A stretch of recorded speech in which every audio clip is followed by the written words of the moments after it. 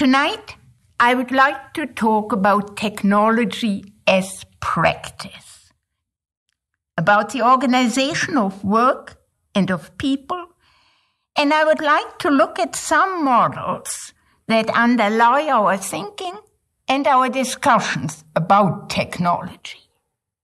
Before going any further, I would like at this point to say what technology for me in this context is not.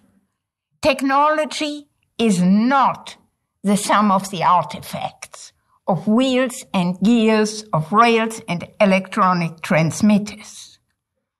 For me, technology is a system.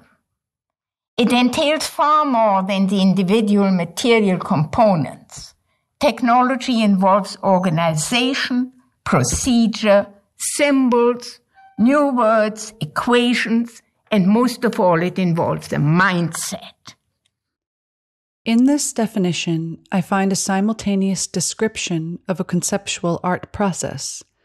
The artists bring together thoughts and people, implement their ideas through experiments and formulations of process, develop ways of communicating these ideas to each other and to a public forum, and through the act of performance or display, develop a mode of thinking about the world by creating a lens through which an audience may look. I want to be clear that I don't want to only define technology, as Franklin has here, as a practice. In art, I think it is also useful to examine the wheels, gears, and electronic transmitters, not necessarily by examining how they function or were produced or calculated, but by what that technology enables the artist practitioner to do, and how the technology enables an audience to experience work as a whole and reflect upon their own interpretation of the world that surrounds them. Looking at technology as practice, as formalized practice, has some quite interesting consequences. Around here, that's how we do things, a group will say.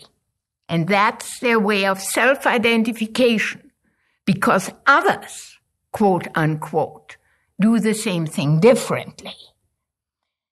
A different way of doing something, a different tool for the same task, separates the outsider from the insider. Kenneth Boulding, the author of The Image and many other influential books in the social sciences, suggested that one might think of technology as ways of doing something. The choreographer Jonathan Burrows, in his book A Choreographer's Handbook, says it in another way. Technique is whatever you need to do in order to do what you need to do. So what are we doing? Or rather, maybe it's not only about what we do, but also about how we do it. Franklin makes a distinction between a holistic model of technological development and a prescriptive model. At the outcome, something is made, but how it is made has great impacts on the mindset of those who craft something versus those who produce something. I would now like to introduce a concept that may be somewhat more difficult to grasp. I want to distinguish between two very different forms of technological development. The distinction that I need to make is between holistic technologies and prescriptive technologies. Again, we are considering technology as practice, but now we are looking what is actually going on. What happens on the level of work? And these two categories of holistic and prescriptive technologies have very different specializations and divisions of labor, and consequently they have very different social and political implications. Again, let me say, what interests me is not what is being done, but how it is being done. Holistic technologies are normally associated with the notion of craft. Artisans, be they potters, weavers, metalsmiths, control the process of their own work from beginning to finish. And their hands and minds make situational decisions as the work proceeds, be it on the wall thickness of a pot, on the shape of a knife edge, decisions that they only can make while they are working. And they draw on their own experience, each time applying it to a unique situation. The products of their work are one of a kind. However similar the pots may look to a casual observer, each piece was made as if it were unique.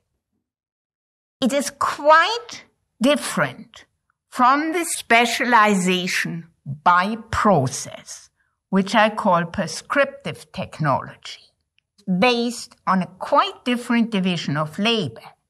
Here, the making or doing of something is broken down in clearly identifiable steps, and each step is carried out by a separate worker or groups of workers who need only to be familiar with the skills of performing that one step. And this is what is normally meant by division of labor. We see this distinction between holistic and prescriptive methods in the creative arts as well. As a musician, I have been both a musical auteur and a member of an orchestra. As a musical auteur, I develop the concept or idea, put together a cast or ensemble of people to participate in the execution of these ideas, or decide to do it myself. I build the necessary hardware, software, instruments, specialized mallets, surfaces, and possibly a new method of notation suited to the work. I think about lighting concepts, costume design, venue configuration, documentation strategies, and maybe most importantly, where we will gather to have a drink after the show is over. This is a clear example of a holistic form of crafting a performance piece. Even though there are people whose job it is to execute certain specific tasks throughout the course of the project, these people are also included in the decision-making processes. They are responsible for developing their own workflow and bringing their own manners of expertise to the creative process while the process is still underway. As a member of the orchestra, I am told to sit, read, and play my part, and respond accordingly to the information dictated by the conductor, who plays the part of the auteur, but for me, this is a rather weak cup of tea.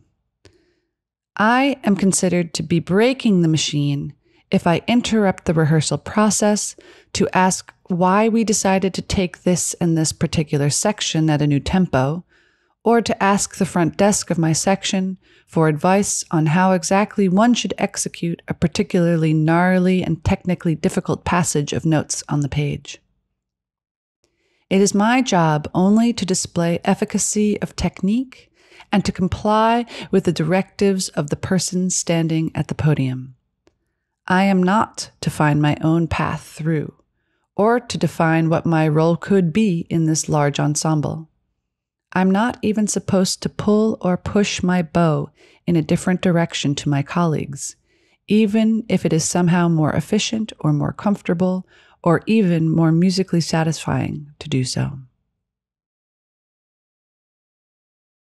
There are designs for discipline and compliance, for order and obedience. And I think that is really the most important thing. These technologies need to be prescribed sufficiently clearly that each step is carried out correctly so that it fits into the next step. And when a workforce works in an atmosphere of such prescriptive technologies, they become acculturated to them. They enter into a milieu and into a culture in which external control and internal compliance is considered normal and necessary.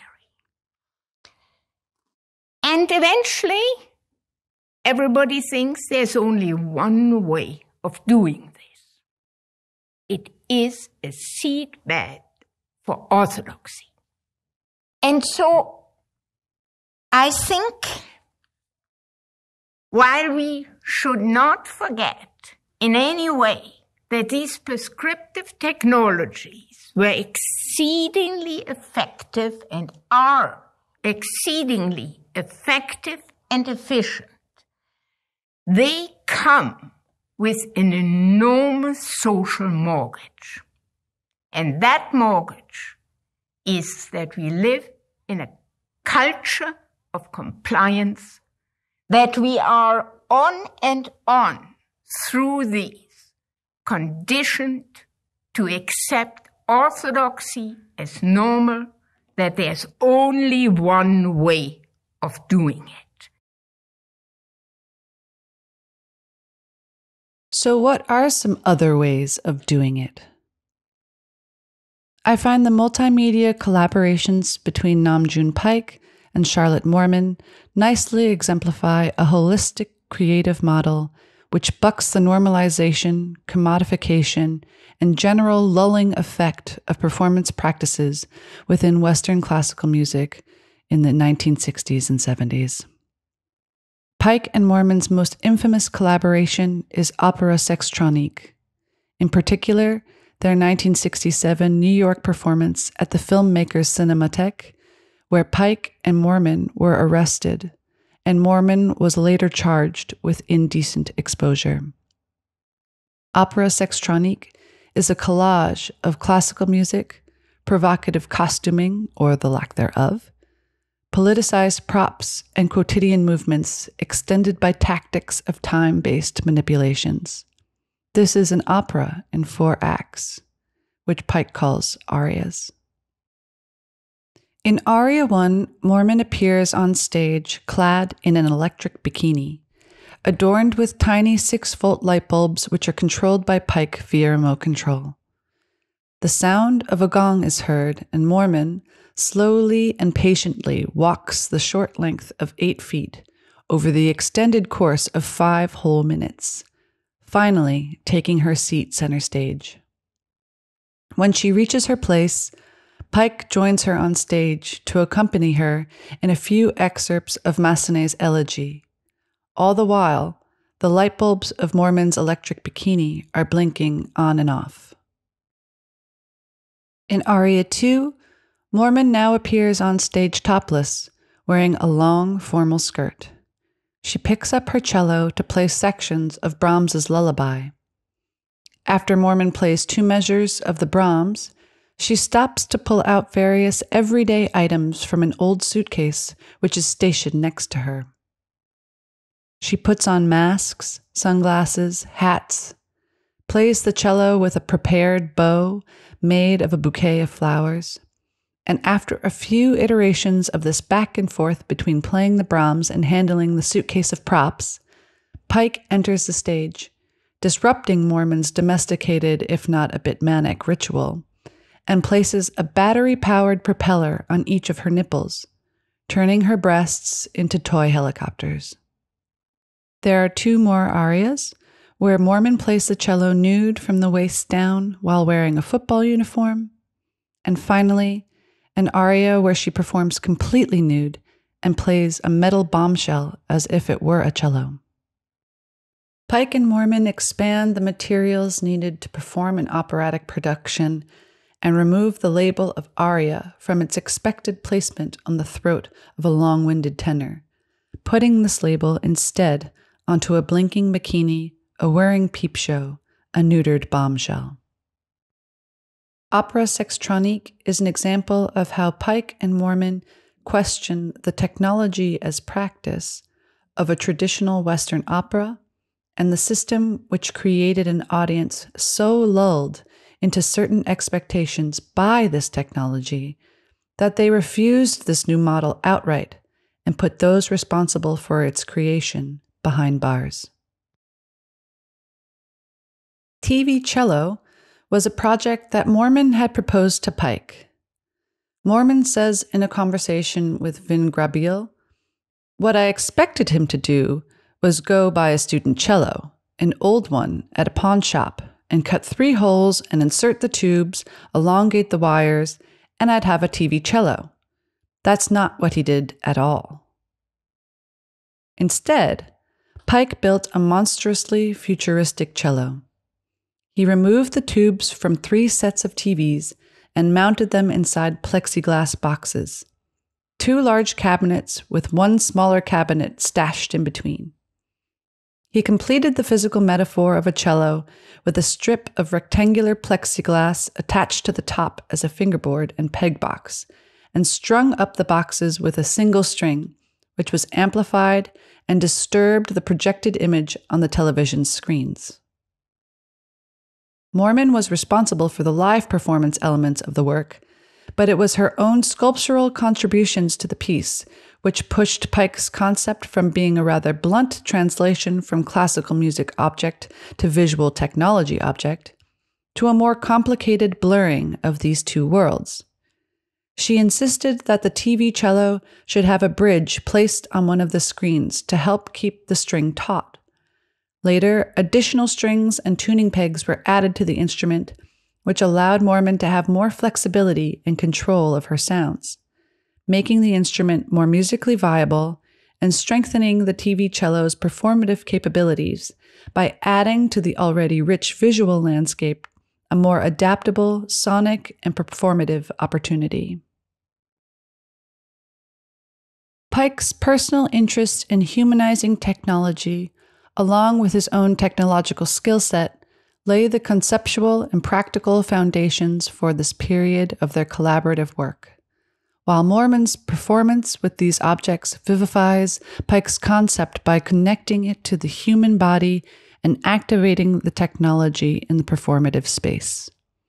In these 2 works, there is a common theme of radically humanizing an artistic space by altering both the tools and the tasks of cultural institutions who were preoccupied with fulfilling the proper ways of quote-unquote doing it, which had long been dictated by artistically prescriptive technologies such as the opera house or the virtuosic soloist. In opera sextronique, Pike and Moorman disrupt the conservative Western classical concert space with loud, brash, and insistent acts of sexually ecstatic play, while with works like TV Cello, the duo superimposes 2 culturally accepted tools, a television and a cello, to create a performance that insists that these technologies be used not as methods of pre-packaged forms of entertainment, but as possibilities for pushing forward imagination and exploration in cultural institutions which were threatened and are still threatened by their own complacency. Pike. Pike, I'm dripping wet and so is the cello. David, I don't know what to do. He's not here. Oh.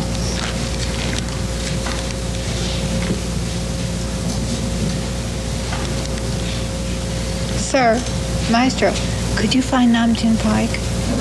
Why? Namjoon Pike. Tell him I can't move until he appears.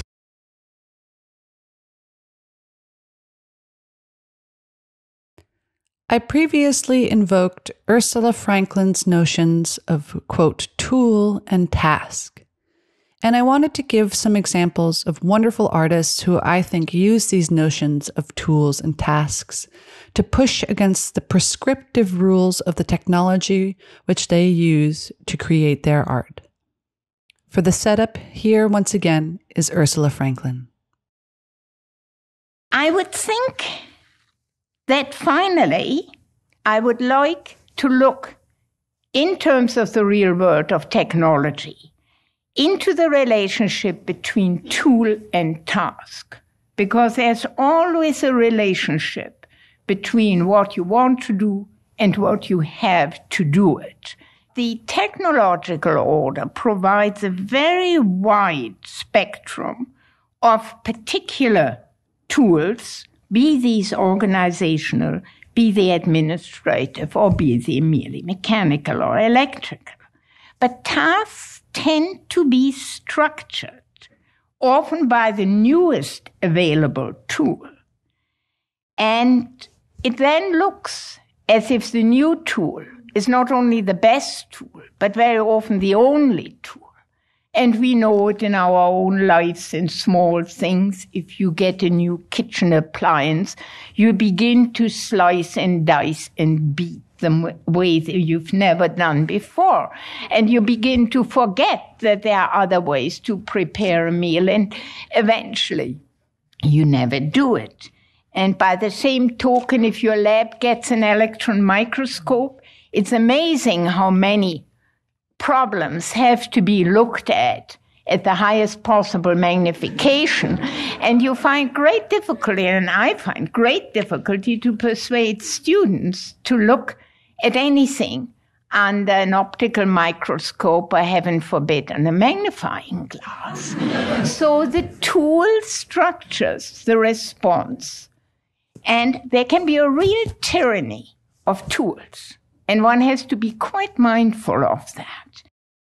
Here are some examples of creative and unexpected ways that artists have reconceptualized the tasks of the tools they use in an effort to battle the tool's tyrannical potentials. The disembodied voices of Roosevelt, Hitler, Mussolini, and Stalin emanate from 4 separate bird cages placed throughout the gallery space. These voices are not made audible through the expected tool of a loudspeaker, but rather through the flickering flames of a Bunsen burner behind the metal bars of the birdcage. De Marinis describes, oracular flames kept captive within birdcages recite speeches of some politicians of the 20th century. Gas flames, suitably modulated by electrical fields, can be made to act as omnidirectional loudspeakers of surprising clarity and amplitude. De Marinis uses the fiery tools of the scientist's laboratory to create the medium through which these voices are heard, and traps these tiny dangers inside the most futile and domestic of jail cells. In Firebirds, I find that De Marinis' use of these unexpected tools and their relationship to one another puts forward an ideological metaphor. The words of public leaders whose capitalist, fascist, and totalitarian speeches do have the ability to spread, like fire, can also be choked by cutting off its source of fuel, whose flux is maintained by the everyday person. Or perhaps it is the other way around. And that as long as the fuel is provided by the owner of the cage, the parrot within the confines of its bars will be able to mimic back choice phrases and ideas, which through oral osmosis become its main talking points.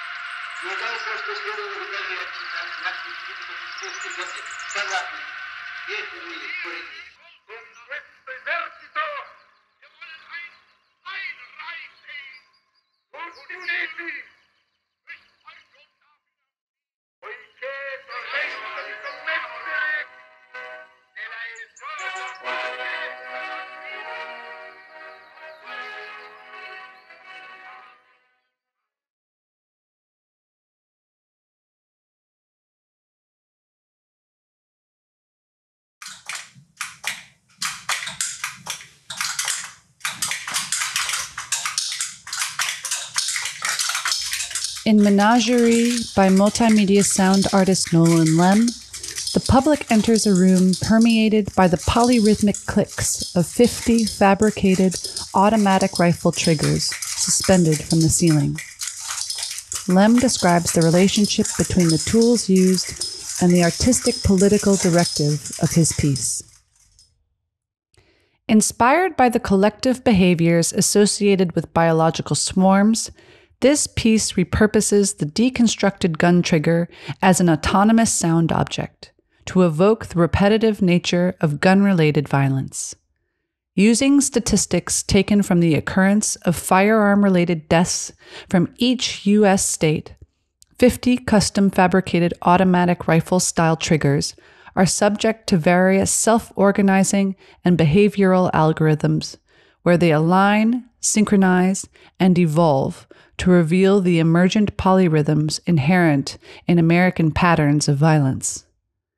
The empty gesture, the unloaded, cold-clicking trigger is emblematic of the listlessness of political action and redress. In this piece, the sound is used as a medium through which the trigger swarm aggregates and composites sonic mass. In Menagerie, Lem uses the tool of the gun trigger to create a sonic metaphor which reacts against the trigger's intended task of silencing its victim. The art object which he creates amplifies the disparity between the gun's symbolic identity as a tool of protection and the tool's societal implementation of violence-based control. Again, here is Lem. Positioned in the glass enclosure like a flock of birds, the triggers call to mind the taxonomical habitats often displayed in menageries and natural history museums. The kinetic mechanism itself problematizes the nature of intention and premeditated action associated with gun violence, where the act of quote-unquote pulling the trigger has taken on an autonomous role independent of human engagement and volition.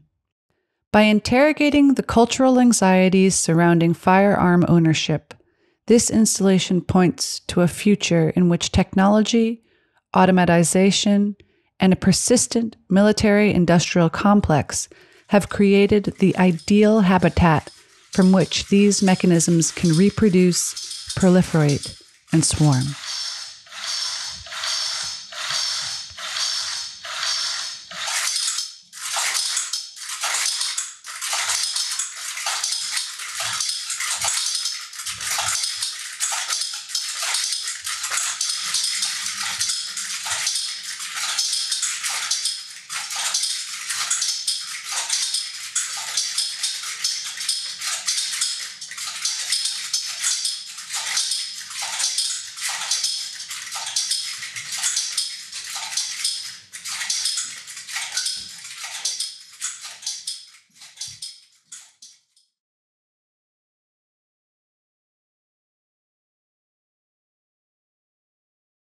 The domestic technologies of a kitchen are transformed into a dystopian laboratory setting where a quote-unquote monster is mixed into creation. Parts of a homunculus or possibly human form are mashed together, and the entirety of the laboratory system responds with the reverberated efforts of the creature coming slowly to life. In the beginning, the performer is reduced to modular parts similar to the monster they aim to create: hands, big and small, and feet, which navigate the terrain of metal mixing bowls, colanders, styrofoam balls, and bits of string. The performer and monster move with non-seeing insecurity as they traverse the landscape, yet the dynamics of control between human and monster are visible through the use of the tools on the laboratory table, which are available only to the creator. Here are a few clips stitched together from the full 20-minute performance by Winnie Huang.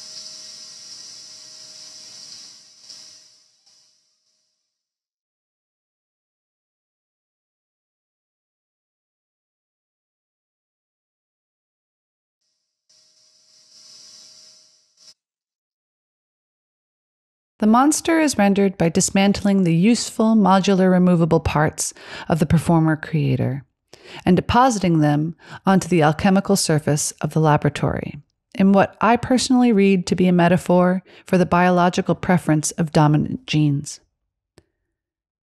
When the performer is revealed in their full human form, they are portrayed as a kind of other. The costuming is not that of a scientist in a typical lab coat with spectacles and heat-proof gloves, but that of a futuristic cyberpunk who uses what has been made available to them in this dystopian scene to create their soon-to-be companion from the sterile remains of the modern-day kitchen.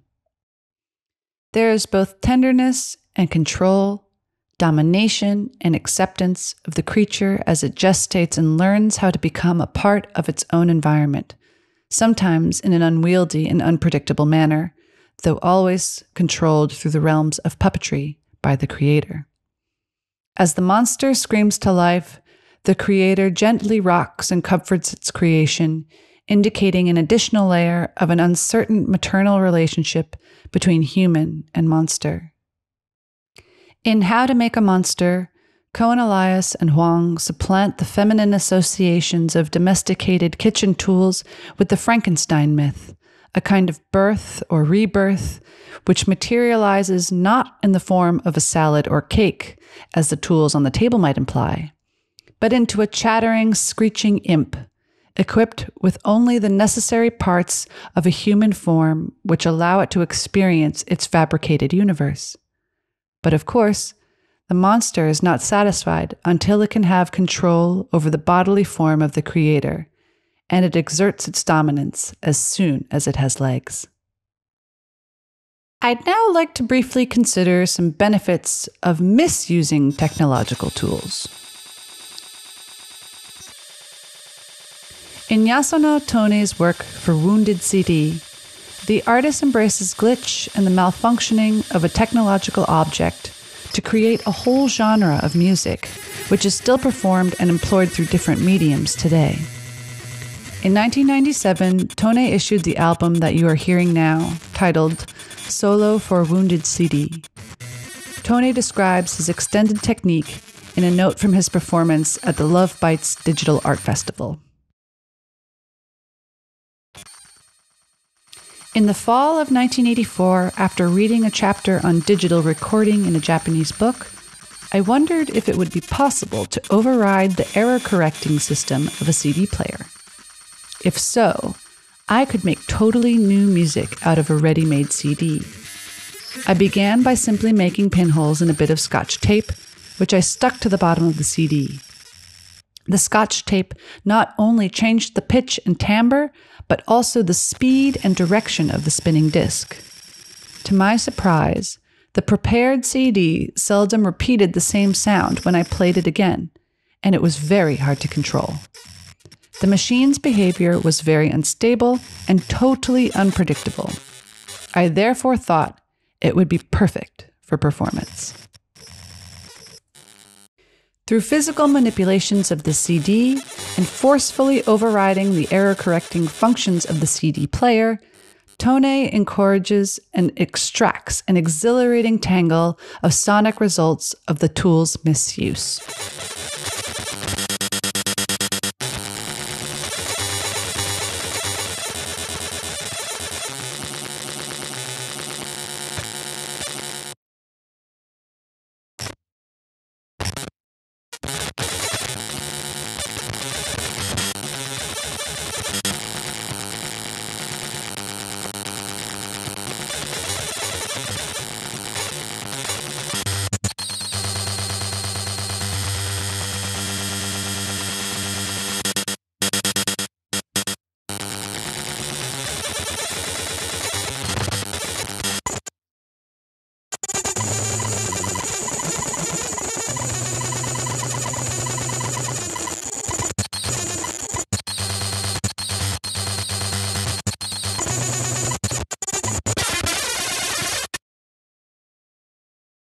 In this piece of my own written for composer-performer Max Murray, I wanted to set up a sister system of exhaustive and impossible processes that would pit performer against machine.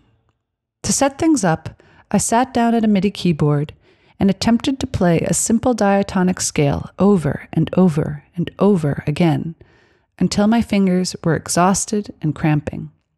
At this point, I pressed the input button and allowed the MIDI data to be recorded into a notation software program which was ill-equipped to understand the rhythmic complexities performed by my exhausted fingers.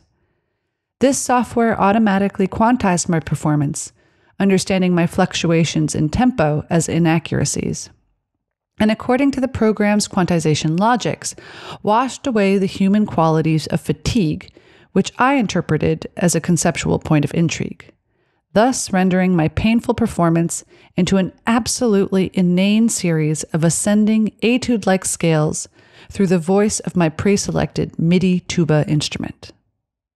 In System 1, I printed the results of the software's quantized notation and handed them over to performer Max Murray. I asked him to try to perform in perfect unison with the MIDI tuba playback, a feat which is actually just impossible. As soon as Max began the playback track, he was off the mark. The tempo is too fast to articulate each note in unison with the digital tuba. The physical taxation on the hands and lips gets harder to manage with accuracy as time goes forward, not to mention that there is absolutely no place in the 5.5-minute piece for Max to breathe. We recorded his rigorous efforts, and after many gifted pints of "I'm so sorry I put you through that" beer, I introduced his recording to the second system. In this system, I wanted to put the exhaustive task back into the gears of the machine, which had tech-washed our mighty yet flailing human efforts. This time, I asked my computer to play back the video recording of Max's performance in ever-increasing numbers, one layered on top of the next, until I had 11 simultaneous videos which had been launched. My laptop's fan started spinning out of control after the third video began, and the result after 11 launched video renderings is a sputtering, glitching, completely blown out document of the computer's inability to handle the amount of information it was tasked to process. Exactly the same problem that Max was confronted in the previous system.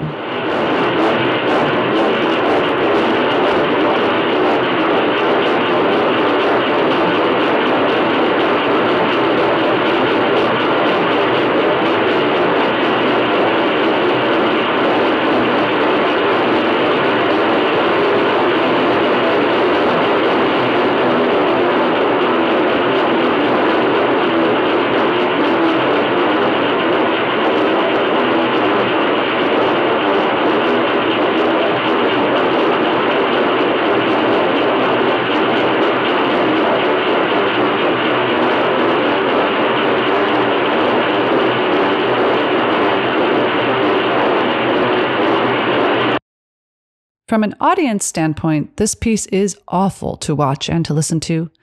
But from a conceptual angle, I found that this piece crudely navigates a feedback loop which prides itself on failure, and equally illuminated the physical boundaries of both a human and a machine struggling to catch up. This next one is a classic. And I place it here because maybe we need a little break before the final section. This is Roman Seiner's performance piece, Punkt, in which he defangs a widely recognizable tool of war in order to make a painting. Enjoy.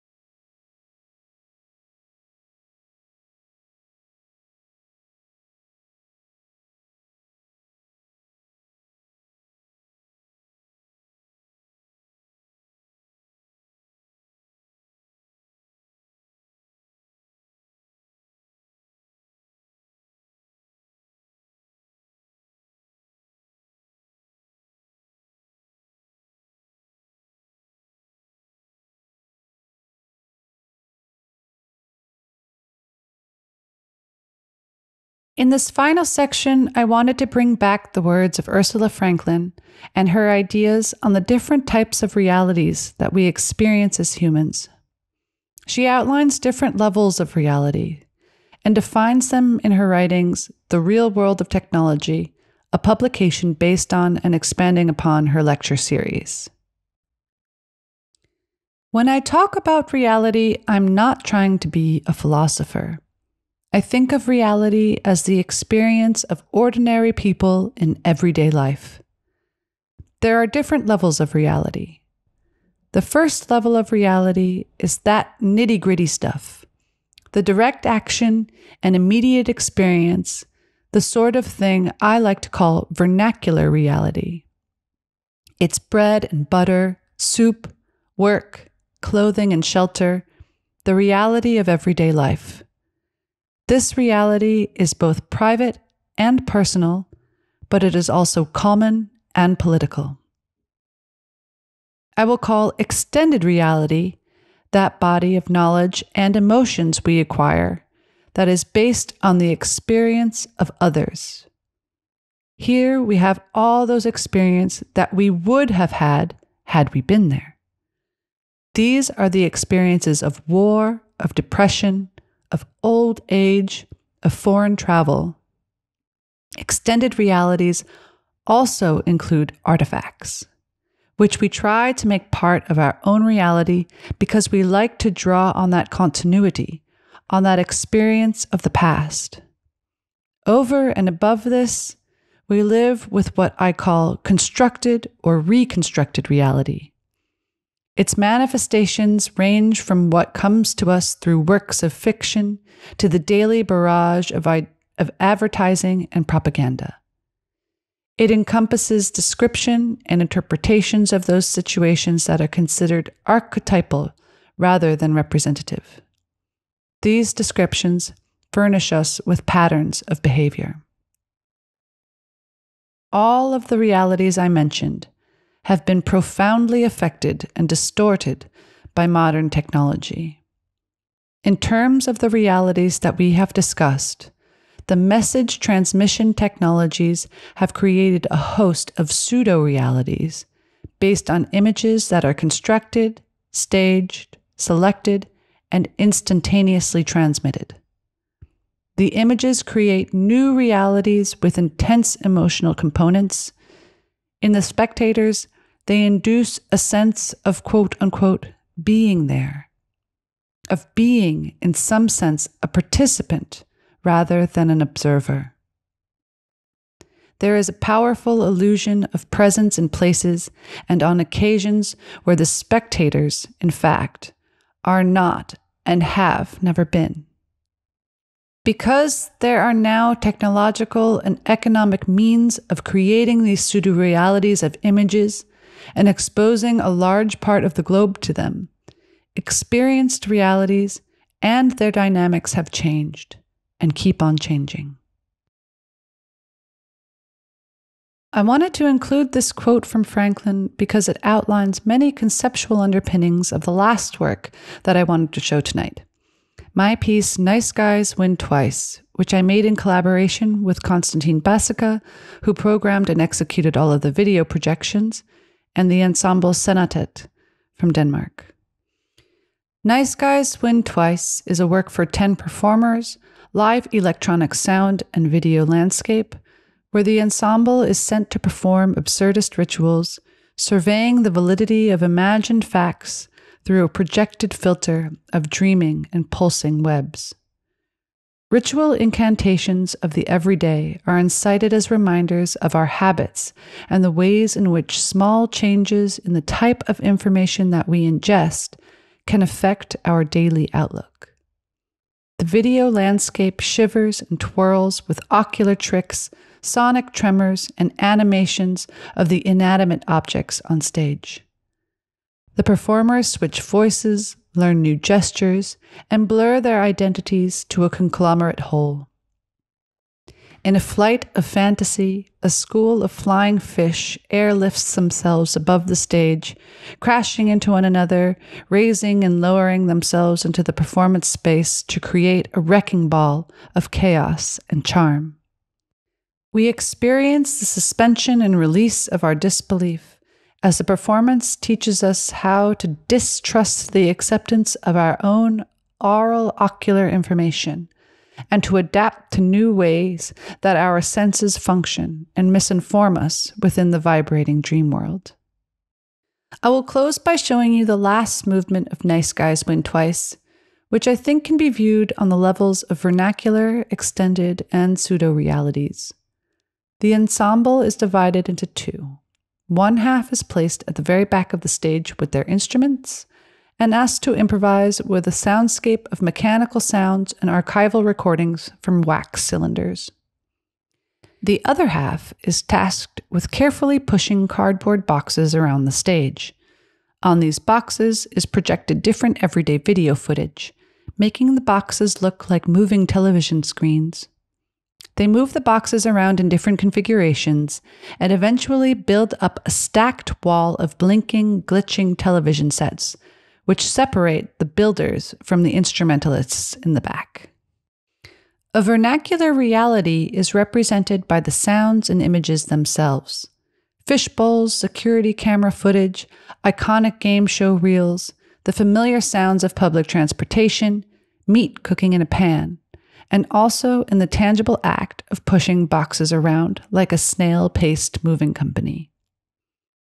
An extended reality shows up in the inclusion of the sonic artifacts of the wax cylinder, which spins a crackling, romantic performance of a string quartet recorded in the early 1900s, evoking feelings of nostalgia in the listener.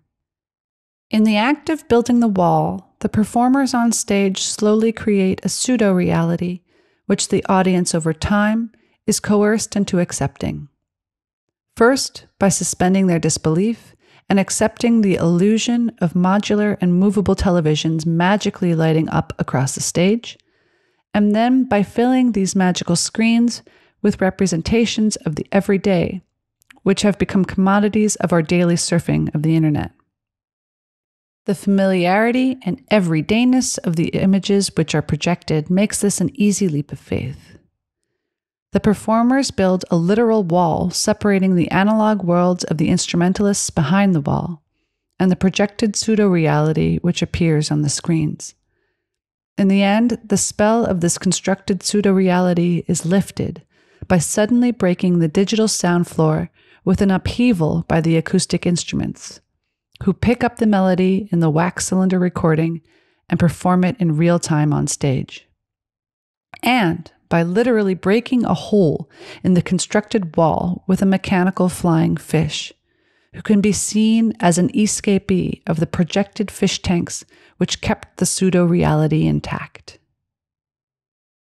This piece is about the difference between building and fabrication, the realms of the real versus the realms of the virtual, the difference between memory and nostalgia, an interpolation between the home space and the screen space, transforming the entirety of the theater from a stage to a screen to a tiny domestic habitat for a fish. But will the physical be swallowed by the digital?